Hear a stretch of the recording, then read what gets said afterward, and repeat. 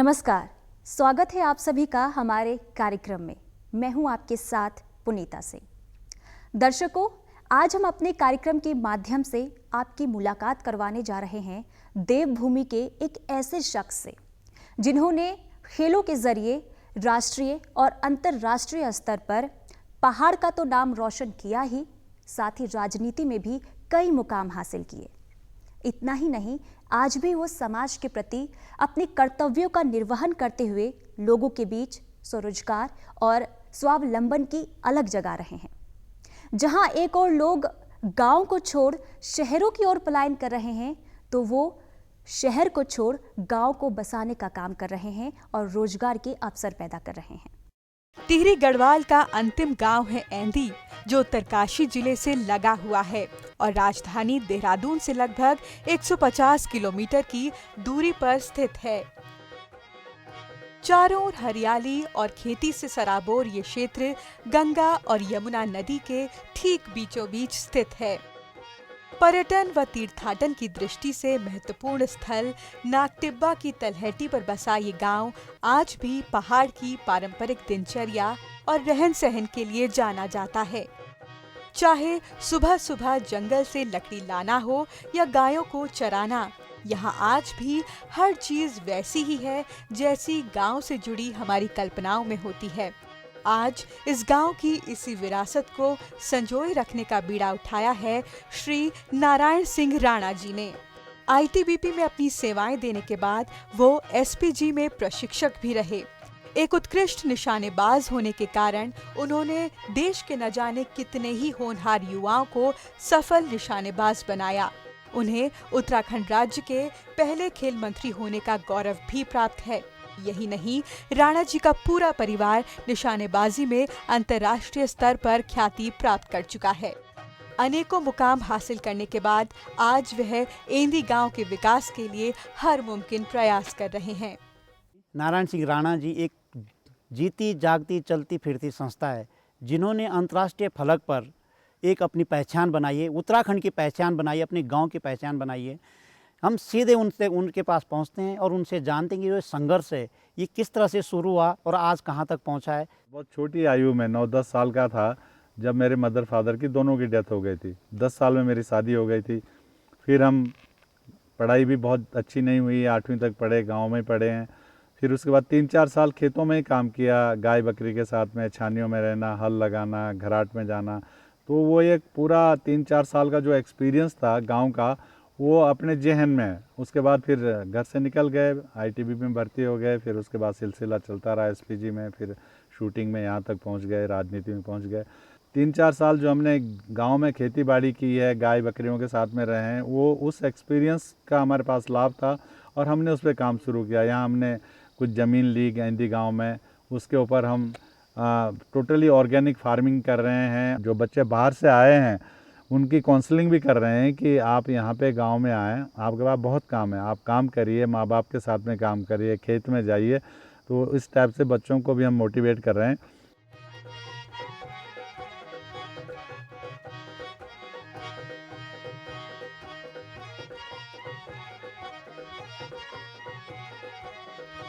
आप इतने दूर दराज गांव में आकर के सारा जो कुछ कर रहे हैं, इसका क्या मैसेज देना चाहते हैं और भविष्य में क्या इसको करना चाहते हैं कि क्या इस काम को कैसे आगे बढ़ाएंगे? देखिए, ये घाटी अपने आप में बहुत ही रमणीक घाटी है टूरिज़्म के हिसाब से और खेती बाड़ी बागवानी के हिसाब से, फल उत्पादन के हिसाब से। आम की बेल्ट है, सेब की बेल्ट है और इसमें सबसे बड़ी बात है कि मैं यहाँ पे पैदा हुआ है, मेरी जन्मभूमि भी है। तो अपना रुझान यही था कि हम यहाँ पे कुछ करें। और सबसे बड़ी बात है कि इस वैली में लोगों ने खेती बाड़ी नहीं छोड़ी है, लोगों ने पलायन कम किया है। तो यहीं पे हम काम कर सकते हैं। जहाँ पलायन हो गया अल्मोड़ा, पौड़ी, टिहरी में, वहाँ बहुत ज़्यादा हम काम नहीं कर सकते, वहाँ आदमी नहीं गांव में। लेकिन यहाँ हर घर में बैल है, बकरी है, गाय भैंस है। तो यहाँ पे काम करने का अलग मज़ा और हमने इसको चुना है। यहाँ पे हमने गांव वालों से ज़मीन खरीदी है, उसको हम डेवलप कर रहे हैं। तो ये हम चाह रहे हैं कि यहाँ पे सरकार भी अगर थोड़ा सा ध्यान दें कि ये मैसेज युवाओं में जाए। बैक प्लाइन हो गया है, युवा वापस आ गए हैं, उनको काम पे लगाना है। उनके लिए काम जो कर रहे थे वो काम नहीं है यहाँ पे, जहाँ पर भी बाहर होते। यहाँ तो काम यही है कि कृषि का है, बागवानी का है, डेयरी का बहुत अच्छा काम हो सकता है। गाय भैंस, यहाँ जंगल बहुत है, घास बहुत है, तो डेयरी में भी बहुत अच्छा यहाँ पे गाड़ी, यहाँ दो तीन गाड़ियाँ चलती है, डेली दूध मसूरी तक जाता है। इसमें भी किसानों को बहुत कुछ यहाँ पे लाभ मिल सकता है। बागवानी है, डेयरी है, ट्रॉट मछलियों का, ठंडी जगह है, यहाँ पे मछलियों का उत्पादन हो सकता है, मुर्गी पालन हो सकता है। तो इसी में हम फोकस करना चाह रहे हैं और आगे भी भविष्य में इसी प्रकार से हम लोगों को मोटिवेट करेंगे। तो मैं तो यही चाहूँगा कि यहाँ जो मॉडल बने वो कृषि का बने, बागवानी का बने, फिशरी का बने, मुर्गी पालन है, जिन जिन चीज़ों में युवाओं को कैश क्रॉप्स है, जिसमें पैसा मिले और युवाओं के लिए पैसे की तो आवश्यकता, पहले वाला ज़माना तो रहा नहीं कि ठीक है गोदा मंडवा खाएंगे और ये करेंगे सो करेंगे, वो ज़माना चला गया। आज जो यूथ है, जो बाहर, जिन्होंने बाहर आधुनिकता को देखा है या बाहर की आबोहवा को देखा, उनके लिए अगर हम ठीक से यहाँ पे व्यवस्था नहीं करेंगे तो वो फ्रस्ट्रेशन में आएंगे और दुखी होंगे, और उसके लिए सरकार को कुछ ना कुछ करना चाहिए। थोड़ा सा एक बात और है कि आपने अंतर्राष्ट्रीय फलक पर, राष्ट्रीय फलक पर पूरी फैमिली ने, जसपाल राणा एक नाम है, आपका बेटा है, लेकिन जसपाल राणा सिर्फ नाम नहीं है। जसपाल राणा के बाद सुषमा, सुभाष और आपने खुद में भी ये जो ये संघर्ष है, ये किस तरह से, कितना, कैसे ये संघर्ष आगे बढ़ा और राष्ट्रीय स्तर पर, अंतर्राष्ट्रीय स्तर पर पहुंचा, इसको थोड़ा सा आप बताएंगे तो और सारे लोग प्रेरित होंगे। 1967 में मैं आईटीबीपी में भर्ती हो गया था, और उसके बाद फिर पैरामिलिट्री में, जैसा कि पता ही है कि बेसिक चीज़ जो है वो निशानेबाजी एक बेसिक होता है आर्मी में, पैरामिलिट्री में अच्छा एक निशानेबाज होना चाहिए सैनिक। तो मेरा रुझान शुरू से ही था, मैं ट्रेनिंग के दौरान ही मेरा अच्छा हो गया था। उसके बाद फिर मैं इंस्ट्रक्टर बन गया शूटिंग का ही, और इसके माध्यम से 1975 में जब एसपीजी का गठन हुआ 1985 में, तो उन एसपीजी के लिए, प्राइम मिनिस्टर सिक्योरिटी के लिए, राजीव जी के सुरक्षा के लिए जो बेस्ट थे पैरामिलिट्री के, जो बीएसएफ, आईटीबीपी, एसएसबी के जो बेस्ट इंस्ट्रक्टर थे, उनको बुलाया था। तो उसमें मेरा चयन हुआ था एक्सप्लोसिव की और शूटिंग के लिए। तो 85 में दिल्ली आ गए थे। दिल्ली में फिर जसपाल बहुत छोटा था, 85 में 8-10 साल का रहा होगा। तो वो हमारे साथ में शूटिंग रेंज पे संडे वगैरह को जाते थे, तो हम बड़ी गनों से फायर करते थे, तो वो उसको भी हम करवाते थे। और उसके अंदर एक बड़ा कॉन्फिडेंस था, वो डरता नहीं था पिस्टल से, बड़ी पिस्टल से, कार्बाइन से। तो हमने धीरे धीरे फिर वहाँ पे एक सिस्टम भी बन गया, वहाँ पे माहौल भी था।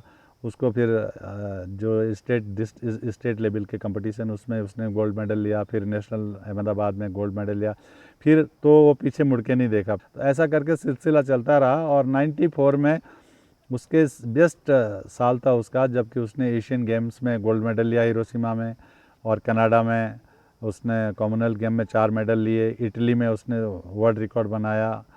तो ये सारी सिलसिला फिर 94 के बाद तो पीछे मुड़ के नहीं देखा उसने। उसके बाद तो फिर कॉमनवेल्थ गेम्स में, एशियन गेम्स में, दोहा में 4 मेडल, और 2-3 ओलंपिक भी खेले हैं। तो अभी उसके बाद फिर छोटा वाला बेटा है, वो भी उसी के पदचिन्हों पे चला। जो सुषमा है बेटी मेरी, वो भी कॉमनवेल्थ की गोल्ड मेडलिस्ट है। और अभी तीसरी जनरेशन देवांशी राणा जो है, जसपाल की जो बेटी है, वो अभी 4 बार वर्ल्ड चैंपियन बन चुकी है। तो ये एक जुनून था। टिहरी गढ़वाल के जौनपुर का ये पूरा इलाका अपने हरे भरे खेतों, फल सब्जियों और हाट बाजारों के लिए जाना जाता है। इस समृद्ध धरती पर जहाँ तक नजर जाती है, मानो हरियाली की चादर फैली हुई नजर आती है। राणा जी ऐंदी में नाडेप तकनीक का इस्तेमाल कर जैविक उर्वरक तैयार कर रहे हैं। महाराष्ट्र के नारायण देवराव पंढरी द्वारा विकसित की गई नाडेप कंपोस्ट विधि की विशेषता ये है कि विधि में कम से कम गोबर का उपयोग कर अधिक मात्रा में अच्छी खाद तैयार की जा सकती है। गोबर, मिट्टी और खरपतवार की इन परतों पर जब विशेष विधि से तैयार कर तरल रूपी जीवामृत का छिड़काव किया जाता है, तो सही मायनों में एक ऐसी खाद के बनने की शुरुआत होती है जो फसलों के लिए अमृत के बराबर होती है। खेती बाड़ी पे हमारा फोकस है, हमारे पास ज़मीन है यहाँ पे, लेकिन उसके लिए गोबर कैसे बनाना है, इसके लिए हम किसानों को पता नहीं है। तो हमने यहाँ पे नाडेप सिस्टम, जो कि एक नारायण देव पांडरीकर जी जो थे, किसान थे महाराष्ट्र के, उन्होंने नाडेप सिस्टम को तैयार किया था। उसके लिए ये आप पीछे देख रहे हैं यहाँ पे, ये 12 फीट लंबा 5 फीट ऊंचा 5 फीट चौड़ा एक गड्ढा बनाते हैं, ज़मीन के ऊपर बनाते हैं और उसमें साइड में चिनाई के साथ में होल छोड़ देते हैं। अब इसको भरने के लिए इसको एक ही दिन में भरना है, इसमें धीरे धीरे गोबर नहीं डालना, इसको एक ही दिन में भरना। जब आपके पास पर्याप्त गोबर हो जाए 2-3 क्विंटल, मिट्टी आपको छान के डालनी है, खरपतवार डालना है, 3 चीज़ें। तो सबसे पहले इसमें एक लेयर नीचे मिट्टी खरपतवार का डालना है 1 फीट के करीबन, फिर गोबर डालना है इसमें आधा फीट, फिर आपने मिट्टी डालना है, छड़ी हुई मिट्टी। ऐसा करके फिर जो उसमें पानी जो अगर डाल रहे हैं पानी भी डालना है, तो पानी जीवामृत के द्वारा जो बना हुआ पानी है उसको इसमें डालें।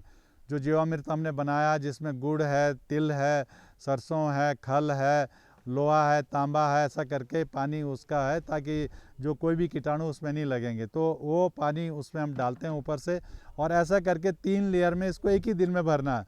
और ये जब भर जाएगा तो 10-15 दिन में थोड़ा ये डाउन चला जाएगा। उसके बाद फिर इसको दोबारा इसको भरना है और फिर ऊपर से इसकी लिपाई कर देनी है। ये खाद 3 महीने के अंदर पूरी तरह से मिट्टी जो है खाद बन जाएगा, खरपतवार भी खाद बन जाएगी और बिल्कुल काला खाद जो है इसको निकाल करके आप छान करके खेत में डाल सकते हैं, इसको स्टोर कर सकते हैं या इसको मार्केट में बेच सकते हैं। ये बहुत महंगी खाद है, इसमें आप यूरिया का भी मुकाबला करते हैं, आपके दवाइयों का भी मुकाबला करती है। 2 चीज़ें काम करती है, एक तो आपका उर्वरक है, ये जैविक उर्वरक है, और दूसरे में ये दवाई का भी काम करती है। आप इस तरीके से गोबर को बनाइए, नडेप सिस्टम से गोबर को बनाइए, 3 महीने में ये गोबर तैयार हो जाता है। साल भर में इसको 3 बार आप भर सकते हैं और इसको बना करके आप इसको स्टोर कर सकते हैं। और इसको पूरी खेती में आप जो है 3 बार अगर बनाएंगे तो 800 क्विंटल खाद तैयार होती है। खाद अच्छी हो तो उपज खुद ब खुद पोषण युक्त होती है। राणा जी किसानों को इस विधि का गुण तो सिखा ही रहे हैं, साथ ही इसका खूब प्रचार प्रसार भी कर रहे हैं ताकि मिट्टी को जीवन दान मिल सके। ये राणा जी की ही मेहनत का फल है कि आज इस क्षेत्र में फल और सब्जियों के अलावा भुट्टा, बीन्स, कुलथ और मंडवा जैसी पारंपरिक फसलों की पैदावार हो रही है। अभी ये देखिए मेरे हाथ में ये मंडवा है और मंडवे के हमने 3-4 खेत यहाँ पे लगाए हैं। बहुत अच्छी पैदावार यहाँ पे मंडवे की होती है क्लाइमेट के हिसाब से भी, और ये ऑर्गेनिक है टोटली। इसमें हमने नडेप सिस्टम से जो खाद है वो डाला है, लेकिन यहाँ पे इसकी लागत जो है वो हम किसान को नहीं मिलती है। ये मंडवे 2 खेत में हमने करीबन हमारा 12,000 रुपये खर्च आ गया, लगाना है, फिर उसकी गुड़ाई करना है, फिर उसका ये सारा सब कुछ करने के बाद, और ये मंडवा होगा 50 केजी जिसकी कीमत यहाँ पे 1,000 रुपया है। तो इस तरीके से किसानों ने ये पैतृक खेती जो है मंडवा है, झंगोरा है, छोड़ दिया है, क्योंकि इसकी असली जो कीमत है इसका, अगर इसको सही मार्केटिंग के, कर्नाटक में इसकी बहुत अच्छी खेती होती है रागी के नाम से, जापान में इसके बिस्किट्स बनते हैं। तो सरकार को इसकी तरफ ध्यान देना चाहिए कि किसान को इसकी जो लागत है किसान को वो ज़रूर मिलनी चाहिए। तो ये भी हमने एक्सपेरिमेंट किया यहाँ पे कि झंगोरा है, मंडवा है, कुल्थ है, ये सारी हम इस खेती पे लगे हुए हैं यहाँ पे। मिट्टी के संरक्षण के साथ ही राणा जी के द्वारा बीजों को संग्रहित या उनका भंडारण करने की भी शुरुआत की गई है, ताकि गांव में हर जगह स्वस्थ व रासायनिक खाद रहित बीजों से ही फलोत्पादन हो सके। ये हमने यहाँ पे अभी एक्सपेरिमेंट किया है। आप देख लीजिए अभी बाज़ार में मक्की ख़त्म हो गई है, ये सड़क के ऊपर ही हमने जो है ये आप दिखाई दे रहे हैं भुट्टे हैं, आज भी हमारे पास में हैं।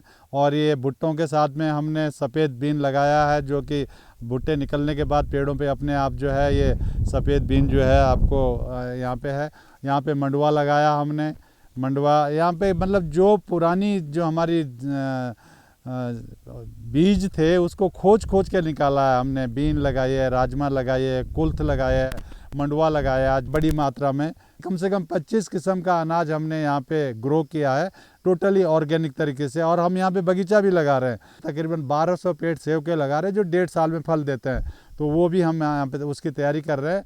कृषि विविधीकरण का उम्दा उदाहरण पेश करता राणा जी का ये मॉडल कृषि के क्षेत्र में विकास और स्वरोजगार उत्पन्न करने का एक उत्कृष्ट उदाहरण नजर आता है। मिट्टी को जीवन दान देने, जैविक खाद की पैदावार को प्रोत्साहित करने, खेती की ओर युवाओं के रुझान को बढ़ाने के साथ ही पर्यटकों को देवभूमि की सांस्कृतिक विरासत से रूबरू कराता ये मॉडल सही मायनों में किसी करिश्मे से कम नहीं है। ये मॉडल केवल एक उदाहरण मात्र नहीं, बल्कि प्रकृति से लेकर मनुष्य के विकास का एक अद्भुत मार्ग है। हमारा कॉन्सेप्ट है आज कि हमको खेती बाड़ी पे, बागवानी पे, कैश क्रॉप्स पे जाना चाहिए। और इसके साथ साथ हमने यहाँ पे जो हमने कैंप बनाया, इसके चारों तरफ हमने अभी बहुत अच्छे हमने यहाँ पे फॉरेस्ट से 1000 पेड़ देवदार के लगाए, बांज के लगाए। और अपने टाइम पे अगर 1000 पेड़ से अगर ये 900 पेड़ भी रहते हैं तो अपने आप में बाउंड्री भी होगी और जंगल भी दिखाई देगा और उसका हम सदुपयोग भी कर सकते हैं। तो मेरा यही कहना है कि हम यहाँ पे जो उत्तराखंड को अगर मॉडल बनाना है, आज खेती बाड़ी हम लोग कर रहे हैं और मार्केट में इसकी आवश्यकता है, लोगों को मटर की आवश्यकता है, टमाटर की आवश्यकता है, बीन की आवश्यकता है, पल्स की आवश्यकता है, दालों की आवश्यकता है, जो यहाँ बहुत पर्याप्त मात्रा में होते हैं। और थोड़ा सा अगर हम उस पर किसानों को आधुनिकता की तरफ ले जाएं, पॉली हाउस कल्चर पे ले जाएं, तो हम बहुत अच्छा यहाँ पे कर सकते हैं। जो बच्चे वापस आए उनको रोज़गार मिल सकता है।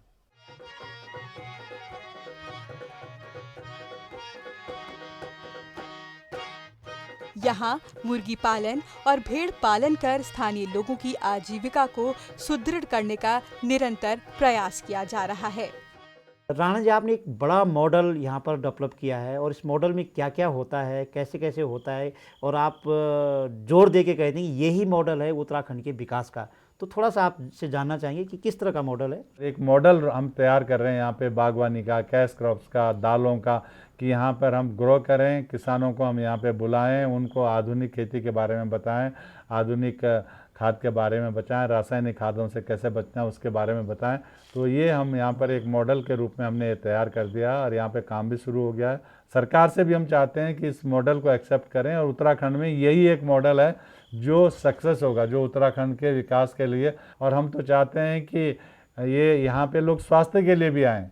अब जैसा कि चल रहा है कि टूरिज्म है, लोग स्पोर्ट्स के लिए आएंगे, लोग स्वास्थ्य लाभ के लिए भी आएँ, यहाँ पे रहें, 1 महीना रहें। हम टोटली यहाँ का ऑर्गेनिक खाना खिलाएंगे, यहाँ का दूध पिलाएंगे, यहाँ की सारी चीज़ें हम यहाँ की इनको खिलाएंगे। तो इस रूप में भी हम चाहते हैं कि ये एक मॉडल के रूप में डेवलप हो सर्वांगीण विकास के लिए। आप राष्ट्रीय स्तर पर क्रीड़ा भारती के भी राष्ट्रीय उपाध्यक्ष हैं। किस तरह से आप वहाँ राष्ट्रीय स्तर पे इस खेल को आगे पहुँचाना चाहते हैं, ग्रामीण खेल को किस तरह से राष्ट्रीय स्तर पे पहुँचाना चाहते हैं? संघ की RSS की जो विचारधारा वाले लोग हैं, उन्होंने ये सोचा कि हम खेलों के ऊपर वो बहुत काम कर रहे हैं। 40-50 किस्म की संस्थाएं काम कर रही है, विद्या भारती है, संस्कार भारती है, क्रीड़ा भारती का संगठन उन्होंने 2009 में रांची में शुरू किया था, जिसमें मुझे उत्तराखंड से बुला करके मुझको वरिष्ठ उपाध्यक्ष बनाया गया था। हमने पूरे देश में 11 लाख के करीबन सदस्य बनाए, 500 जिलों में हमने संगठन खड़ा कर दिया और हम टोटली ग्रामीण खेलों पे फोकस कर रहे हैं। हमारी कई चीज़ें हैं जो पहले नहीं थी। हम खिलाड़ियों के माता को जीजाबाई पुरस्कार देते हैं, जो आज तक माताओं को सम्मान नहीं किया गया है। और हमारे जो योगा के द्वारा जो हमारा सूर्य नमस्कार का जो कार्यक्रम है, जो पूरे दुनिया में 21 जून को जो हुआ, वो भी क्रीड़ा भारती ने हमने फोकस करके शुरू किया था। तो ये क्रीड़ा भारती का एक बड़ा काम है बड़े लेवल पे, और हम रात दिन अपने संसाधनों से, बिना गवर्नमेंट की हेल्प के, हम क्रीड़ा भारती का ये काम कर रहे हैं। और ग्रामीण खेलों को ज़्यादा फोकस कर रहे हैं। कबड्डी है, खो खो है, कुश्ती है, इन खेलों पे ज़्यादा ध्यान दे रहे हैं जो गांव में हो रहे हैं।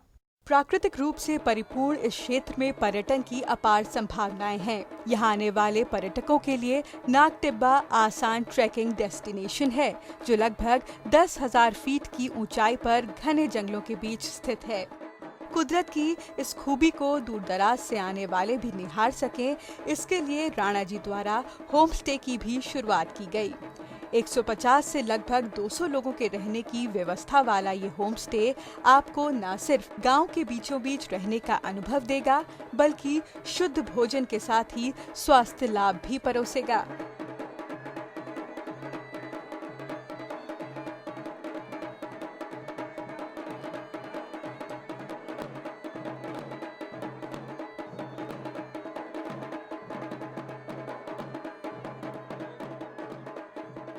इस होम स्टे में आप चाय की चुस्कियों के संग ढलती शाम का लुत्फ उठा सकते हैं।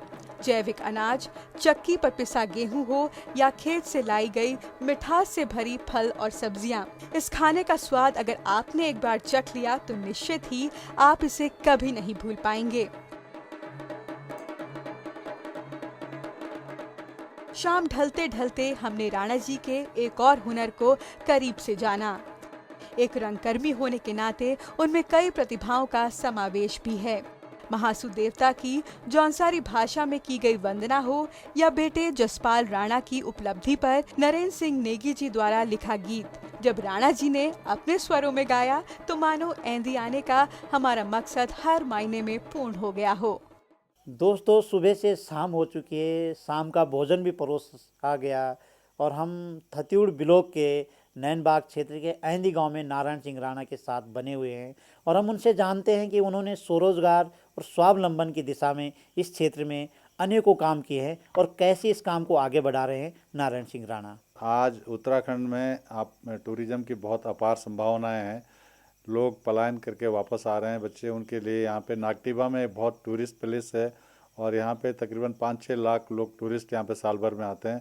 इस जगह पे हमने या नागटिबा के बेस कैंप में ये टूरिज्म के हिसाब से यहाँ पे 150-200 लोगों का एकोमोडेशन तैयार किया है। ये क्षेत्र जो है नागटिबा का जो क्षेत्र है ये वर्ल्ड मैप पे है और गूगल पे भी सर्च करेंगे तो नागटिबा में तकरीबन 5-6 लाख टूरिस्ट आते हैं और यहाँ अपार संभावना है टूरिज्म की। ट्रैकिंग के लिए लोग आते हैं और इस जगह का क्लाइमेट इतना अच्छा है कि यहाँ लोग स्वास्थ्य लाभ के लिए भी आएंगे। यहाँ की हाइट बहुत अच्छी है, यहाँ पे काफ़ी स्नोफॉल होता है इस जगह पे जहाँ पर एक टूरिस्ट हमने ये बेस कैंप बनाया है। तो यहाँ पर हम यही चाहेंगे कि स्थानीय लोगों को यहाँ पे जो बाहर दिल्ली बम्बई वगैरह बच्चे अच्छा काम कर रहे थे होटलों में, उनको यहाँ काम मिले, उनको यहाँ पे रोज़गार मिले और ये एक उत्तराखंड का एक ऐसा एक डेस्टिनेशन बने जहाँ पर यमुना है, गंगा है, उसके मध्य में जगह है यमुना और गंगा के बीच में। तो यहाँ लोग आएँ, टूरिज्म के लिए आएँ, ट्रैकिंग के लिए आएँ और स्वास्थ्य लाभ के लिए भी आएँ। ये उत्तराखंड सरकार से भी हम चाहेंगे कि जो होम स्टे का जो कंसेप्ट हमने शुरू किया सरकार ने, उसमें लोग आकर के घरों में रुकें, गांव में रुकें। गांव के लोगों को भी हम प्रेरित कर रहे हैं कि एक अपने मकान के साथ में एक कमरा और एक टॉयलेट अच्छा सा बना दें ताकि कोई भी टूरिस्ट आकर के, लोग आना चाहते हैं लेकिन थोड़ा सा उनके हिसाब से हमको अपनी सुविधाएं भी देनी पड़ेगी, साफ़ सफाई का ध्यान रखना पड़ेगा। तो ये इसी काम पे हम यहाँ पे कार्य कर रहे हैं। कृषि उद्यान को लेकर के जिस तरह से आप उत्साहित हैं और आप एक अच्छे उत्साहित और अच्छे रंगकर्मी भी हैं, तो दर्शक भी चाहेंगे कि आपके मुख से एक अच्छा सा लोकगीत।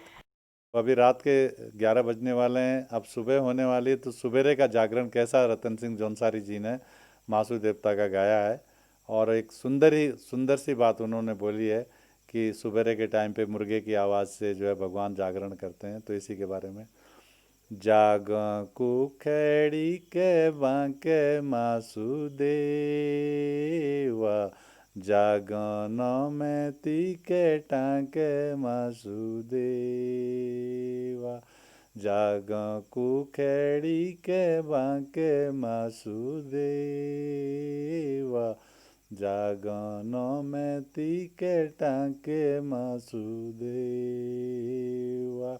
अभी नरेंद्र सिंह नेगी जी हमको पौड़ी में मिले थे तो उस समय बाग लगा हुआ रहता हमारे इलाके में, मानस बाग, जो औरतों को बच्चों को उड़ा के, तो उन्होंने पूछा था कि भाई मेरे को एक बुजुर्ग महिला ने पूछा है कि भाई इतना पॉपुलर है ये बंदूकिया जसपाल राणा, तो बाघ को क्यों नहीं मार देता है। तो उस पर उन्होंने एक बहुत अच्छा गाना जो बहुत पॉपुलर हुआ है, बंदूकिया जसपाल राणा शिस्त साधी दे, निशानो साधी दे, उत्तराखंड में बाघ लग्यूं बाघ मारी दे, नथुली गलाई के तुमको सोने का मेडल दियो, या तुली गलाई के तक सोने का मेडल दियो, ते बाघ से हमारी माँ बहनियों की जान बचाए दे, बंदूकिया जसपाल राणा शिस्त साधी दे, निशानो साधी दे, उत्तराखंड में बाघ लग्यूं बाघ मारी दे। कहते हैं किसी भी देश का दिल उसके गांव में बसता है। आज नारायण सिंह राणा जी की बदौलत ही गांव रूपी हमारे समाज का ये दिल न सिर्फ मजबूत हो रहा है बल्कि विकास के संचार से इसे हर पल जीवनदान मिल रहा है। आज जहां पढ़े लिखे होने के बावजूद लोग अपनी मिट्टी का मोल न समझकर शहरों की ओर रुख कर रहे हैं, तो वहीं राणा जी जैसे कुशल राजनीतिज्ञ अपनी जड़ों की ओर लौटकर सम्मिलित कृषि के जरिए ग्रामीण समाज के उन्नयन की दिशा में कार्य कर युवाओं को प्रेरित कर रहे हैं। उम्मीद करते हैं कि आने वाले सालों में उनका ये मॉडल अपनाया जाएगा और धरातल पर ये फलीभूत होता नजर आएगा। आज के हमारे इस कार्यक्रम में फिलहाल इतना ही। उम्मीद करते हैं कि आपको हमारा ये कार्यक्रम पसंद आया होगा। आप हमारा ये कार्यक्रम हमारे YouTube चैनल DD उत्तराखंड पर भी देख सकते हैं। फिलहाल के लिए मुझे दीजिए इजाजत। नमस्कार।